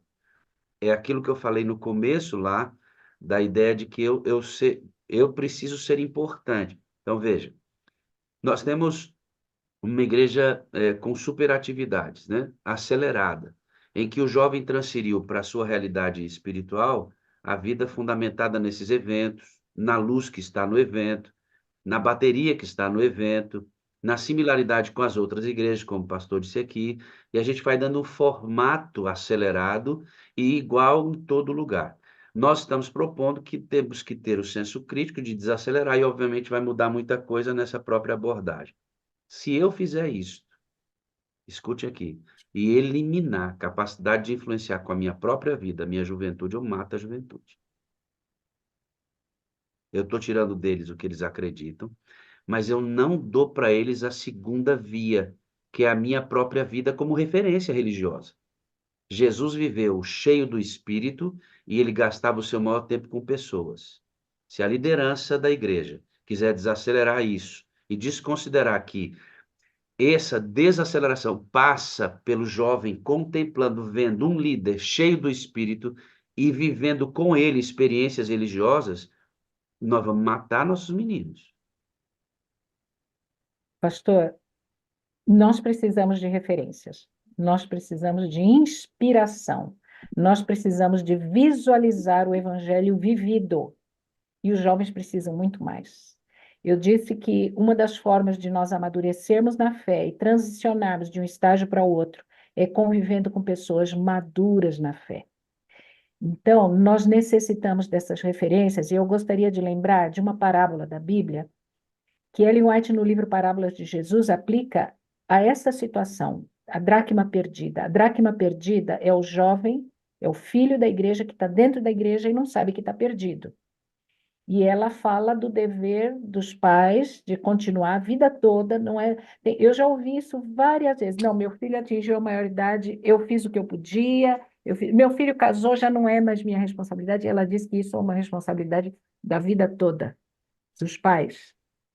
E honrar pai e mãe é uma responsabilidade do filho da vida toda.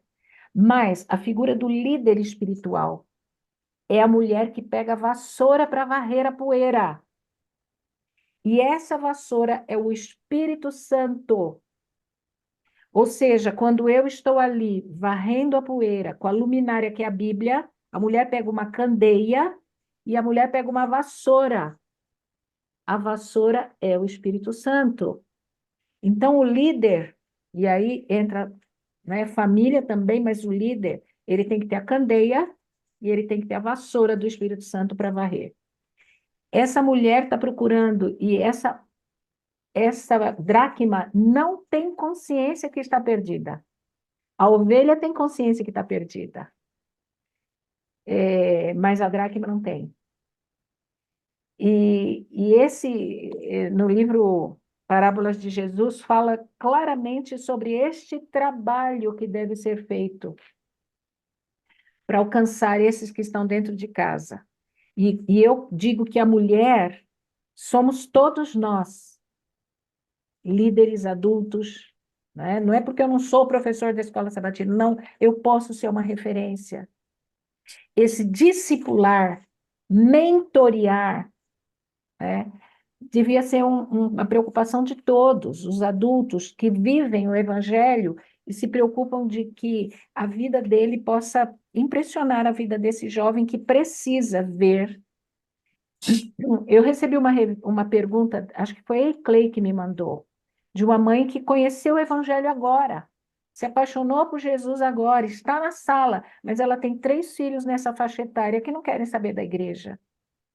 E eu tive que responder assim, olha, eu não conheço a realidade, a gente tem que saber, mas como que é essa comunidade de fé? Meu conselho, procure pelos líderes da igreja e peça ajuda para que eles se aproximem do seu filho, para que eles tenham esse interesse pelos seus filhos, juntamente com você. Então, é um desafio de fato de que todos nós que somos adultos, maduros na fé, espero que todos nós sejamos, né? Batizados diariamente pelo Espírito Santo, nos coloquemos à disposição para que esses meninos e meninas, jovens, moças e moços, rapazes e moças, olhem para nós e vejam, não, esse negócio funciona, esse negócio dá certo. Eu estou olhando para ele e estou vendo que ele tem uma maneira diferente, tem um brilho diferente, tem uma luz diferente. Agora, eu tenho que estar disposta também a me aproximar, olhar, perguntar. Vocês lembram que eu contei a história da minha professora, né? Como tu estás? Eu cresci, me casei, voltava para Santos, ela olhava para mim. Como tu estás? Como está a tua vida espiritual? Então, esse interesse genuíno, demonstrado pelo pastor, pelos anciãos, pelos diáconos, e por todos nós, é uma responsabilidade do evangelho, não é uma responsabilidade de quem é líder, é uma responsabilidade de quem, de fato, está dentro dessa casa com poeira e moedas caídas no chão, dracmas caídas no chão. Todos nós temos essa responsabilidade. Mas eu destaquei a figura do pastor e a nutrição que o pastor Abdoral falou. Eu quero só concluir dizendo o seguinte, eu sonho com uma igreja que eu já vi, que eu já tive, em que o pastor senta na hora da adoração infantil e as crianças se aproximam do pastor e é ele quem faz a adoração infantil. Eu sonho com essa igreja. Porque no momento do culto, da adoração, quem tem a autoridade, quem tem a preeminência, quem deveria ter toda a atenção voltada para ele, é o líder espiritual que vai abrir a palavra, que vai segurar a candeia. Então, eu sonho que não seja uma extensão da escola sabatina, porque para mim a adoração infantil, para estar dentro do contexto, tinha que ser feita por quem vai falar a palavra. E eu vi na minha igreja, pastor Alcides Cruz, ele foi primeiro, antes de ser instituída a adoração infantil, ele sentava no banquinho do piano e as crianças vinham e disputavam para sentar no colo dele, e ele abria as belas histórias da Bíblia e mostrava para as crianças. As crianças tinham no pastor, elas desejavam a presença do pastor na igreja. Então, no momento em que a gente consegue fazer essa transição, né? Infância, que gosta da igreja, adolescência, que gosta das referências, jovem, que tem nutrição para que as crenças sejam de fato pessoais, os riscos diminuem, pastor. Não é 100%, porque a gente tem o livre-arbítrio, como bem disse o pastor Abitoral, mas eu acredito que, eu concluo minhas palavras dizendo, o meu povo perece por falta de conhecimento. Mas Oséias diz, acho que é Oséias, conheçamos e prossigamos em conhecer ao Senhor. Isso que a gente está fazendo na sala 57 é nutrição. E a gente precisa também estender isso para a nossa comunidade de fé. Nutrição. Eu acho que esse é o nosso desafio. Pastor, acho que respondi a Eu sua acho que pergunta. eu acho que sempre é pouco, né? Muita coisa fica ah, precisando ser porque abre, né? Você fala e o leque abre de discussões, mas isso aqui é muito saudável, nutrição, muito interessante. Obrigado mais uma vez pela sua disponibilidade. Essa última fase, queridos, essa última discussão nossa deixou claro para nós que dentro dessa nutrição, dessa comunidade que alimenta, o relacionamento com esse mesmo grupo que você alimenta é fundamental para a formação dele, quando ele vai pegar você como referência. A fama que eu disse lá no começo, queria tanto que o meu ancião tivesse aqui, é bom quando ele está. Quando o meu ancião prega, quando ele vem, quando ele liga para mim, sabe, essa ideia do discipulado dentro da comunidade, isso é fundamental. Não é só uma estética do culto que eu estou falando. Não é só uma abordagem de nutrição do púlpito. É na vida. Jesus gastava, ele era batizado pelo Espírito diariamente, vivia com pessoas. Nós, líderes da igreja, precisamos assumir isso. Sabe por quê? Provavelmente, esse mesmo grupo, não, eu estou apenas dizendo provavelmente, eu não tenho os fatos. Mas há uma possibilidade, se eu estou na mesma igreja, que esse grupo de irmãos que destituíram os jovens é o mesmo grupo que não se relaciona pessoalmente com eles. Existe uma Só, grande chance de que só isso aconteça. terminando, pastor. Os idosos, os maduros, precisam aprender a lidar com os jovens, e os jovens precisam aprender a lidar com os maduros. Esta harmonia precisa ser, nem é voltado para os jovens, nem é voltado para os adultos. A gente precisa construir uma liturgia, a gente precisa construir um ambiente em que haja tanto respeito de ambas as partes e que a gente tenha a condição de viver a experiência da igreja primitiva, jovens, idosos, adultos, crianças. Isso é obra do Espírito Santo.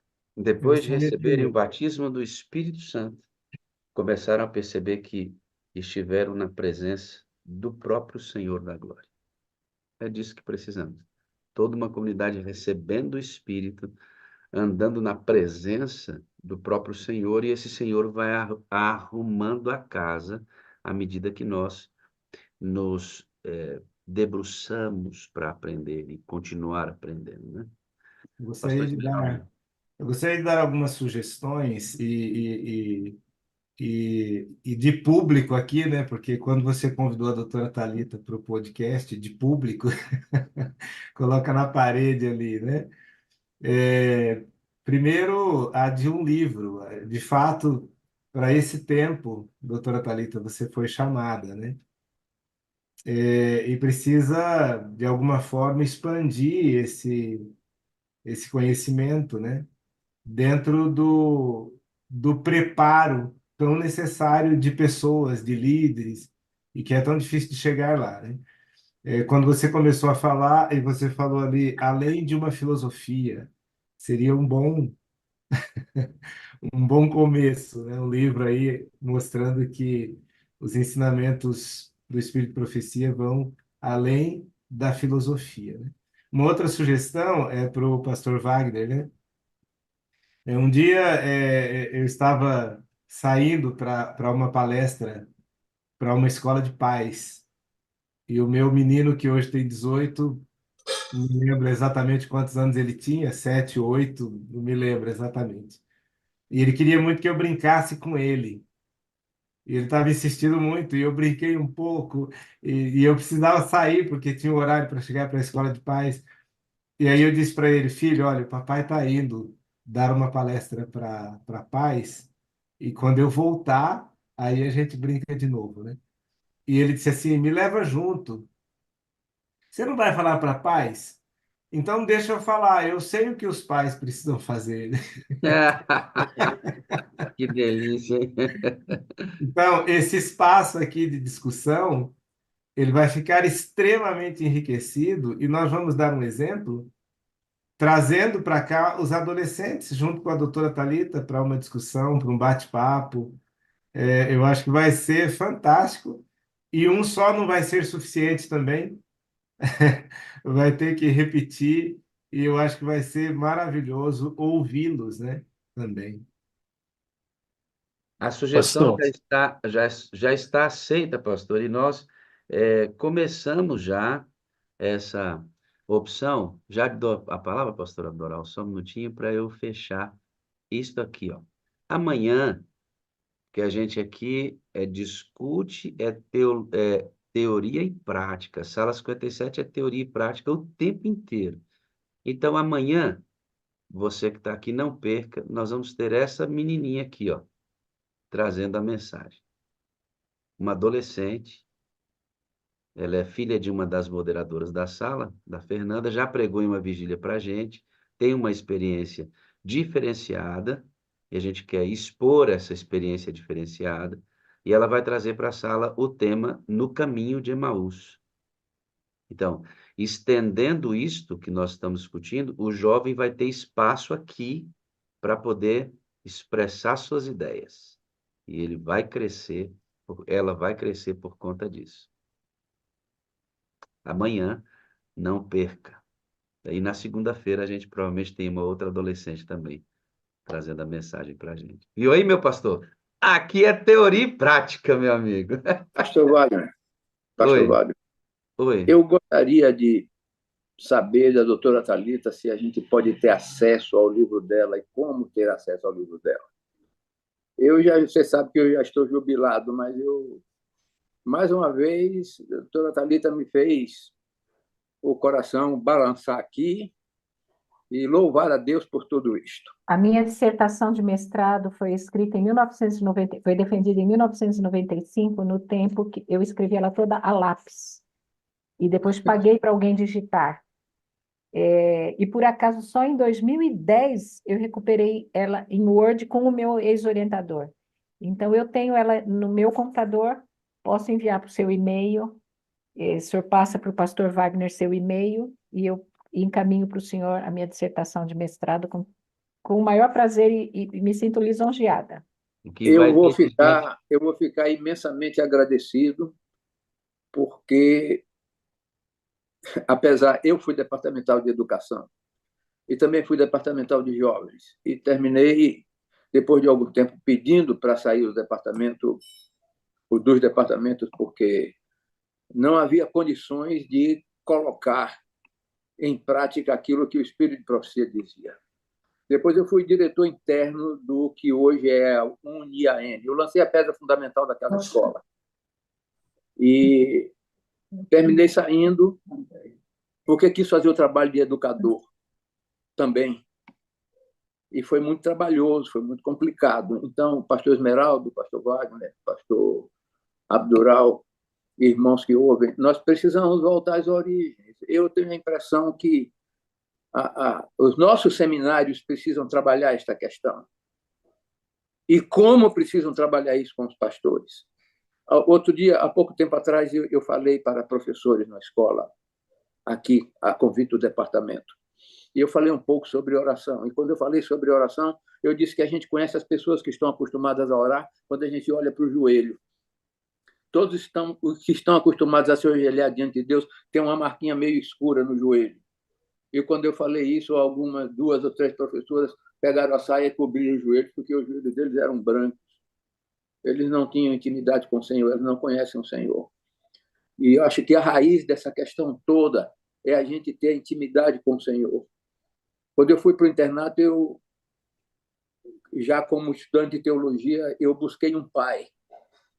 Eu morava sozinho com a minha irmã adventista no Rio de Janeiro e tive um pai chamado Haroldo Pereira de Castro Lobo, ancião da Igreja Central, em cuja toda sexta-feira eu subia o Morro de Santa Teresa para jantar com eles, para adorar com eles, e depois de tudo isso vinha um serão maravilhoso. E eu saí dali para ser um estudante de teologia, para ser um pastor, e nunca me esqueci desse pai. Os pastores precisam ser pais. A gente precisa ser pais. E não quero me vangloriar, mas eu chego na igreja e as crianças me seguram pelas pernas. As crianças de 10, 15 anos atrás, hoje que já são adolescentes, me abraçam e me beijam. Mas a gente tem que tomar tempo para estar com elas. A gente tem que tomar tempo para educá-las no Evangelho. Cada pregação tem que ser uma educação para o reino dos céus. A gente não pode ter uma educação vazia. A gente não pode. Os professores têm que tomar consciência, e esta foi a minha luta no Departamento de Educação, de que eles são os pastores das igrejas, os pastores das salas de aula. E o que a senhora expôs isso aí, simplesmente, maravilhosamente, a senhora disse com outras palavras que os professores devem ensinar a palavra de Deus. Nos departamentos de JA, quando departamental, eu incentivei os concursos bíblicos, pastor Esmeraldo. E o pastor que me substituiu disse que aquilo tudo não precisava ser feito, que precisava era de oba-oba, e foi tudo por água abaixo. A gente precisa tomar consciência, como igreja, de que também os irmãos que estão ouvindo, eu estou falando isso nesse sentido, também precisam tomar a responsabilidade de assumir a sua posição e auxiliar um ao outro. A gente tem que se abraçar um ao outro. A gente quer ajudar o outro, a gente tem que ver nos filhos dos outros, dos nossos filhos, porque somos todos filhos de Deus. Estamos todos sendo varridos pela vassoura do Espírito Santo para permanecer no caminho, para se encontrar no caminho, para não cair, não se deixar envolver pela poeira do mundo e do pecado. A educação tem um papel importante na igreja. Não é à toa que nós temos apenas o livro Educação. A gente tem o Conselho sobre Educação. E o Conselho sobre Educação um dia foi desafiado por um tesoureiro da antiga União Oeste Brasileira, que eu fiquei parado e disse assim: o que é que eu estou fazendo aqui?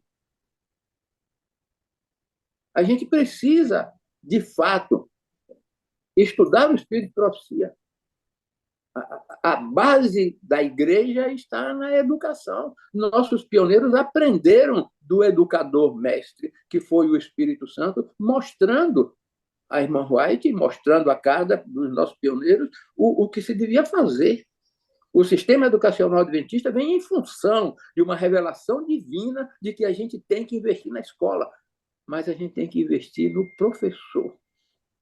Os professores têm que se encontrarem com Deus cada dia. A gente tem que trabalhar isso. Os pastores têm que ter uma vida espiritual com Deus cada dia. Tem que conhecer Deus cada dia.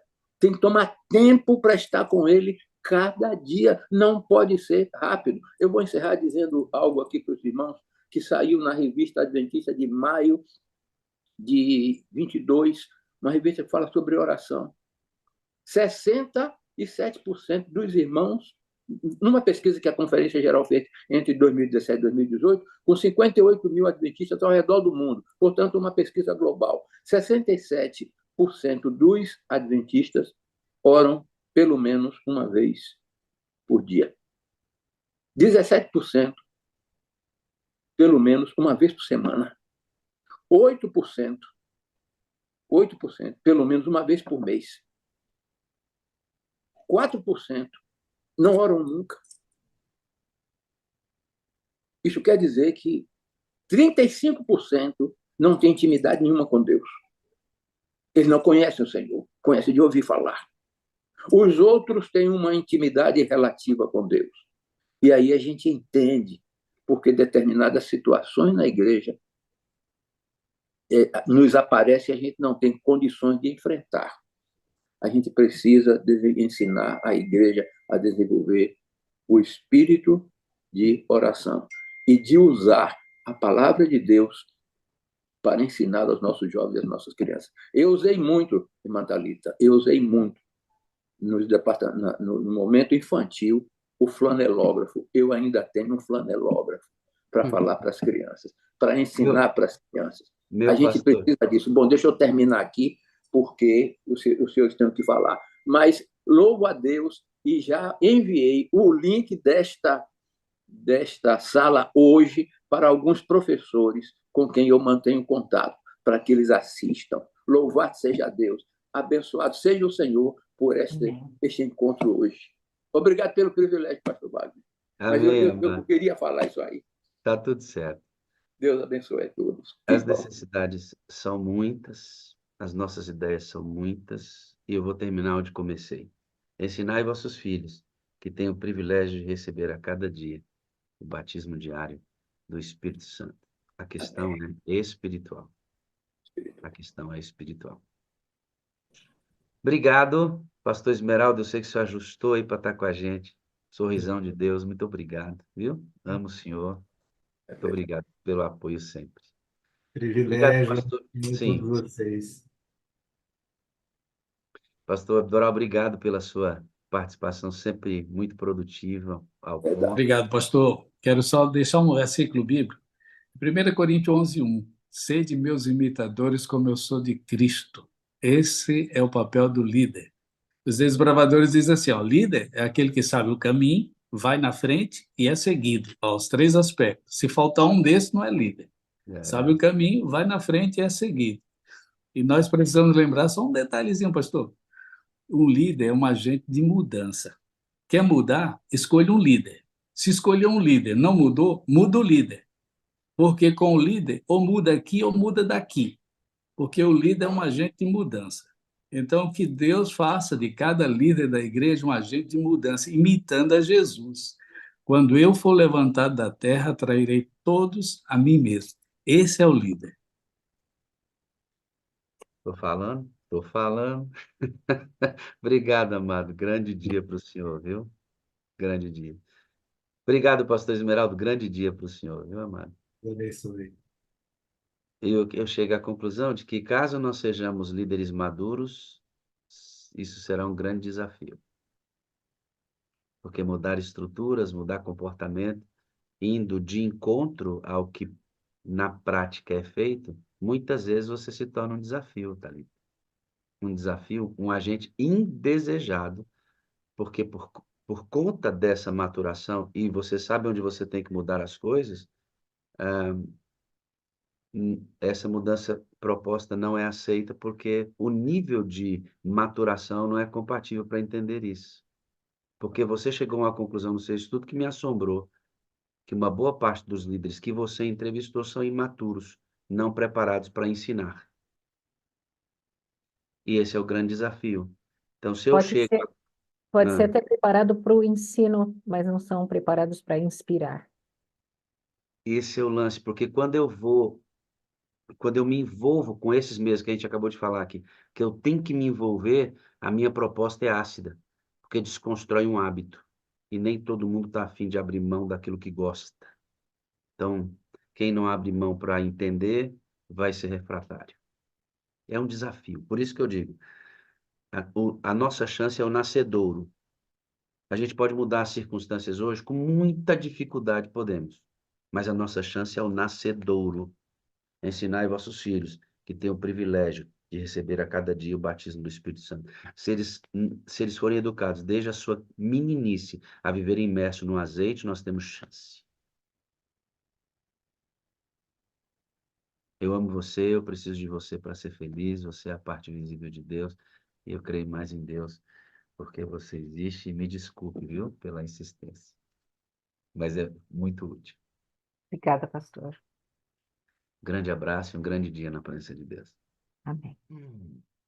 E algumas pessoas dizem assim, por que a sala tem 3 horas? Por causa disso, irmão. Como é que você vai conseguir um resultado desse em 1 hora? Como é que você vai conseguir refletir aceleradamente? Então, deixa eu dizer para você. A sala é contra a cultura. A sala tem um livro que eu gosto muito, do John Stott, Contra a Cultura Cristã. A sala é uma contracultura, ou seja, por que ela tem 3 horas? Porque tudo para Deus é feito rápido. O culto tem que ser rápido, a oração tem que ser rápida, a leitura da Bíblia tem que ser rápida, porque estamos pressionados pelo sistema da rapidez, da aceleração. Estamos assim, a mente acelerada. Olha o áudio que você tem aí no seu celular. O áudio tem velocidade 1, velocidade 1,5 e velocidade 2, não é? Em qual você ouve? Hã? A gente está ouvindo tudo acelerado, porque não temos tempo para ouvir o áudio na velocidade 1.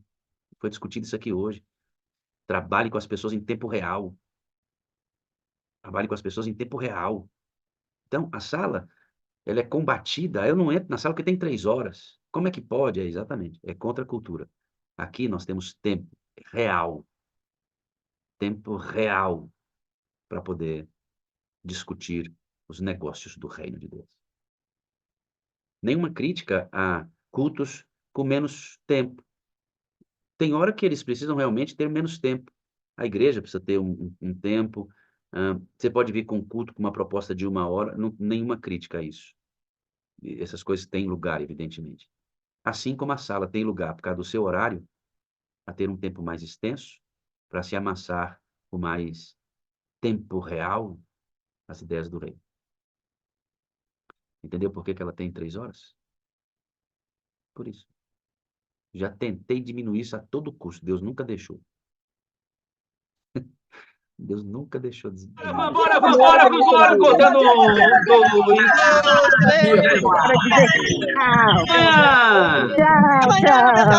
Transmissão do YouTube. Acorda, meu povo!